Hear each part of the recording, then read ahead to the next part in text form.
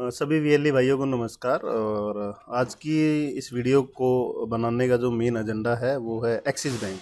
जितने भी हमारे एक्सिस बैंक के वीएलई भाई हैं जिनको एक्सिस बैंक की बीसी मिली है, बेसिकली ये जो वीडियो है ये उनके लिए है कि मोर्फो की सिस्टम में सेटिंग अपने मोर्फो की कैसे करें, कैसे मोर्फो चल सकती है, क्या क्या सेटिंग करनी है। छोटे छोटे से 3 पॉइंट हैं जिसके बारे में हम अभी बात करेंगे। आपको मैं पर्सनली यहाँ पे करके दिखाऊंगा। सबसे पहले वीएलई भाइयों आपको करना क्या है कि जो भी मोर्फो के ड्राइवर आपके सिस्टम में अभी पड़े हैं प्रेजेंट में, उसको सबसे पहले आपको क्या करना है, अनइंस्टॉल करना है कंट्रोल पैनल में जाके। ये कंट्रोल पैनल का व्यू होता है, देखो ऐसे यहाँ पे अनइंस्टॉल है प्रोग्राम पे जाके जो भी मोर्फो के ड्राइवर आपके पड़े हैं राइट क्लिक करके उसको अनइंस्टॉल कर दो, सिस्टम से डिलीट कर दो। बिल्कुल सिंपल सा प्रोसेस बताएंगे आपको। 3 स्टेप हैं जो आपको यहाँ पे फॉलो करने हैं। जो भी आपके मोर्फो के ड्राइवर हैं उसको आपको अनइंस्टॉल करना है। और अभी दूसरा भी आएगा, 1 सेकंड। दूसरे वाला ये आ गया। यहाँ पे जो ड्राइवर है वो भी हमने क्या किया, यहाँ पे अनइंस्टॉल कर दिया है। जो आरडी सर्विस है वो भी अनइंस्टॉल कर दी। जो ड्राइवर था वो भी हमने क्या किया है, यहाँ पे डू नॉट क्लोज एप्लीकेशन वाला जो ऑप्शन है इस पर क्लिक करके आपको ओके कर देना है। जैसे ही कंट्रोल पैनल से आपके जो ड्राइवर हैं वो आप अनइंस्टॉल करते हैं, अनइंस्टॉल करने के बाद आपको आपके सिस्टम में माई कंप्यूटर पे जाना है और वहाँ पे सी ड्राइव में जाके मोर्फो के नाम से 2-3 फोल्डर आपको यहाँ पे मिलेंगे। जैसे ये यहाँ पे 2 फोल्डर है। इसको करना क्या है, आपको शिफ्ट प्लस डिलीट दबा के इसको क्या करना है, आप लोगों को यहाँ से इसको डिलीट कर देना है। उसके बाद ये देखिएगा यहाँ पे कोई भी मोर्फो के नाम से कोई भी फोल्डर नहीं है। ये बहुत ज़रूरी स्टेप है। कई वीएलई भाई क्या करते हैं, कंट्रोल पैनल से ही अनइंस्टॉल करके नई मोर्फो के ड्राइवर इंस्टॉल करने की कोशिश करते हैं, जिसकी वजह से क्या है कि मोर्फो जो है वो प्रॉपर वर्क नहीं करती या चल नहीं पाती। आरडी सर्विस नॉट रेडी का यहाँ पे क्या है कि एक एरर शो कर देता है। तो यहाँ पे करने के बाद कुछ नहीं करना आपको। हम आपको वीडियो के डिस्क्रिप्शन में एक लिंक देंगे मोर्फो आरडी सर्विस का जो एक स्पेशल ड्राइवर है, जो बेसिकली सैफरान का जो मोर्फो आता है E2 E3 और खाली सैफरान का E, ये तीनों वर्जन पे ये क्या है हमारा जो ड्राइवर है ये काम करेगा। इस करना कुछ नहीं है, जस्ट आपको मोर्फो अपने सिस्टम में लगाना है। लगा के यहाँ पे इसको डबल क्लिक करके आपको छोड़ देना है। तो यस करिएगा यहाँ पे यदि आता है तो। बेसिकली कहीं सिस्टम में आता नहीं है। यहाँ पे विंडो 11 है, आई थिंक इसमें आ रहा है अभी। तो करना कुछ नहीं, ऑटोमेटिकली सारा जो भी है आपका इंस्टॉल होगा।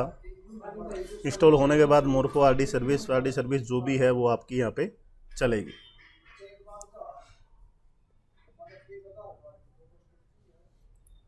ये देखिएगा device has been registered successfully का यहाँ पे क्या है मैसेज आ गया है। उसके बाद yes restart the computer now पे क्लिक नहीं करना है हमें। No I will restart this computer later पे क्लिक करके फिनिश कर देना है। आपकी जो मोर्फो की जो ड्राइवर है वो आपके सिस्टम में क्या है प्रॉपर इंस्टॉल हो चुके हैं। पहला स्टेप तो था ये। दूसरा स्टेप क्या है कि आपको कंट्रोल पैनल में जाना है। कंट्रोल पैनल में जाने के बाद कई वीएलई भाइयों का जो सेटअप है वो इस टाइप का होता है, कई वीएलई भाइयों का सेटअप जो है वो इस टाइप का होता है। मैं बेसिकली क्या करता हूँ, मैं कैटेगरी वाइज लगा के रखता हूँ। यहाँ पे आपको सिस्टम एंड सिक्योरिटी पे जाना है, ये सेकंड स्टेप बहुत ज़रूरी है। उसके बाद आपको विंडो डिफेंडर फायरवॉल पे जाना है। यहाँ पे जाने के बाद लेफ्ट साइड में देखिएगा टर्न डिफेंडर फायरवॉल ऑन और ऑफ, ये ऑप्शन आएगा और इस पर क्लिक करेंगे तो क्लिक हो जाएगा। लेकिन कई वीएलई भाइयों के सिस्टम में यहाँ पे क्लिक नहीं होता। उसका रीज़न क्या है कि आपके सिस्टम में एंटीवायरस डला होता है, जो कि आपको ये चीज़ करने के लिए रिस्ट्रिक्शन लगाता है कि आप ये चीज़ नहीं कर सकते। उस केस में करना क्या है, यहाँ पे ऊपर लिखा हुआ आएगा जो भी आपके सिस्टम में एंटीवायरस होगा उसको क्या करना है आपको, फॉर द टाइम बिंग जब तक आप ये काम कर रहे हैं उसके लिए आपको क्या करो, उसको जाके अनइंस्टॉल करके तब आप यहाँ पे क्लिक कर पाओगे और तब आपका यहाँ पे ऑन हो पाएगा। अभी यहाँ पे कोई भी एंटीवायरस नहीं है तो turn window defender firewall on और ऑफ पे क्लिक हो जाएगा।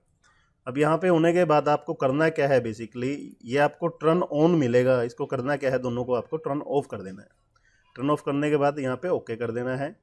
दोबारा से कंट्रोल पैनल के होम पे जाइएगा। यूज़र अकाउंट का एक ऑप्शन है, यहाँ पे यूज़र अकाउंट पे क्लिक करना है। दोबारा फिर यूज़र अकाउंट पे क्लिक करना है, change user account control setting. यहाँ पे जाके आपको ये चीज़ यहाँ मिलेगा, इसको बिल्कुल लास्ट में लेके आना है, नेवर नोटिफाई पे, और इसको ला के यहाँ पे ओके करके इसको यहाँ पे यस कर देना है। दूसरी सेटिंग हमारी कंट्रोल पैनल की थी वो भी हमारी फिनिश हो चुकी है। अब जो हमारी थर्ड सेटिंग है वो है मोजिला फायरफॉक्स। बेसिकली कई वीएलई भाई गूगल क्रोम में चलाते हैं लेकिन चल जाता है, लेकिन हम CSC आपको जो प्रेफर करते हैं कि आप मोजिला फायरफॉक्स का लेटेस्ट वर्जन यूज़ कीजिएगा। क्योंकि ये जो सिस्टम, ये जो एप्लीकेशन, ये जो पोर्टल है आपका ये मोजिला फायरफॉक्स को ही सपोर्ट करता है। आपको करना कुछ नहीं है, यहाँ पे आपको सेटिंग में जाना है, सेटिंग में जाके प्राइवेसी एंड सिक्योरिटी यहाँ पे क्लिक करना है और आपको बिल्कुल नीचे आ जाना है। यहाँ पे ब्लॉक पॉपअप विंडो पे टिक मार्क लगा हुआ है, ये करना क्या, आपको ये टिक मार्क यहाँ से हटा देना है।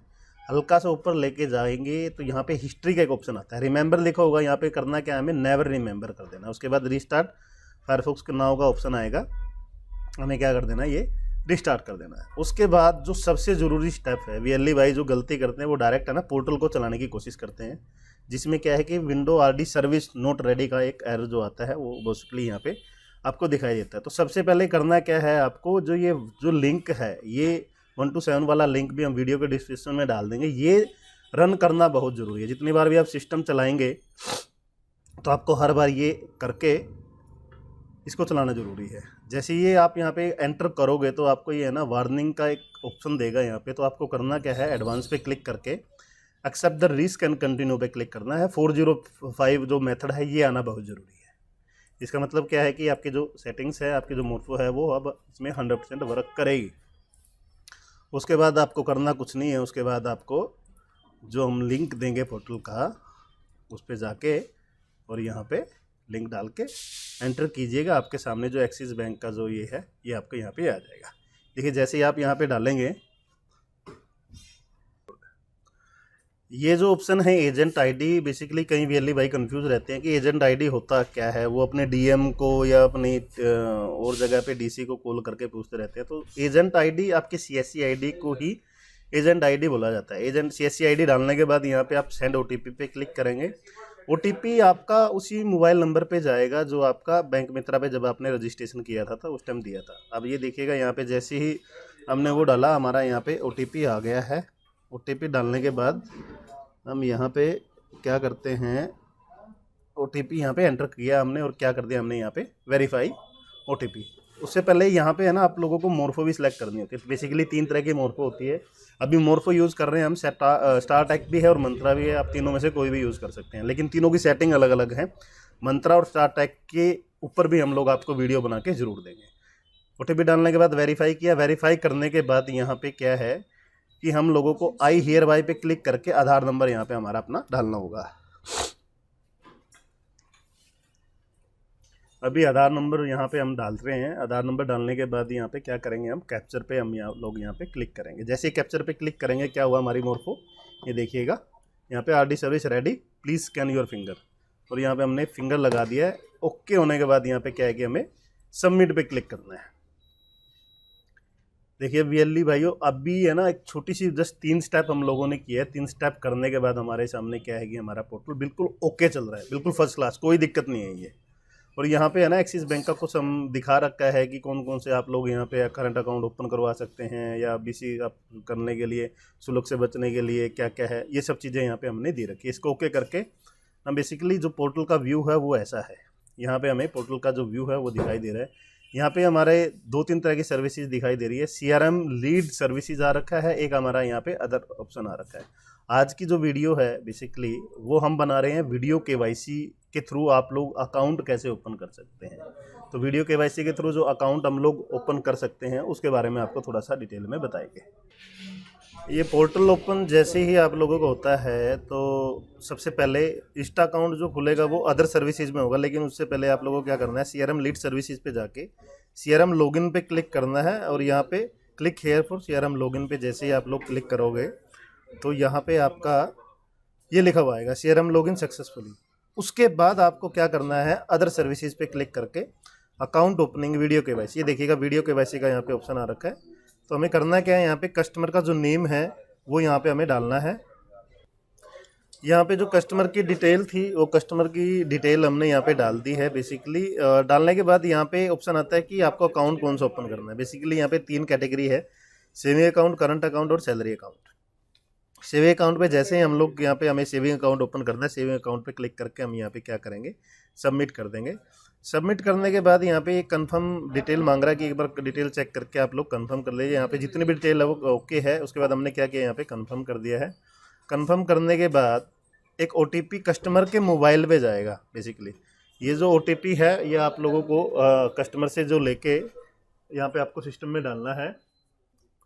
यहाँ पे जो OTP कस्टमर के मोबाइल पे गया और डालने के बाद यहाँ पे हमें क्या करना है, सबमिट कर देना है। जैसे ही हम लोग यहाँ पे सबमिट करेंगे, वीडियो KYC का जो लिंक है अकाउंट ओपनिंग का, ये देखिएगा यहाँ पे कस्टमर का जो मोबाइल नंबर था वो उस पर चला गया है। अब बाकी की जो वीडियो है बेसिकली हम मोबाइल में कैसे प्रोसेस करेंगे वहाँ पे जाके आप लोगों को बताते हैं। आपका जो वीडियो KYC का जो काम है वो इतना ही है आपके पोर्टल से। यहाँ से करना क्या है, बस ये डिटेल डालनी है। जैसे मोबाइल वीडियो KYC का लिंक कस्टमर के मोबाइल नंबर पे जाता है, उसके बाद का जो काम स्टार्ट होगा वो आपके मोबाइल से शुरू होगा।